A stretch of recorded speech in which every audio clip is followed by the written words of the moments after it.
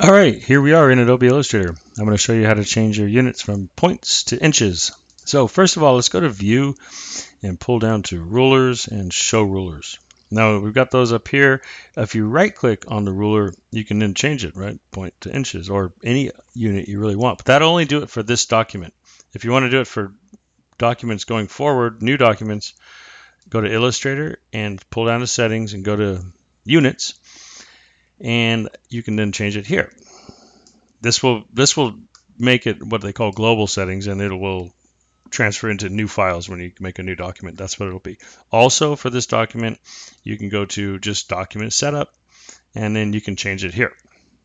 So that's three ways to change it. One is semi-permanent. I mean, if somebody emails you a file and it's in inches, it's going to open like that. So, but new documents, you use your settings, and for this document, you can just right-click on your ruler. So hopefully that helped. If it did, hit like, leave me a comment. Thanks.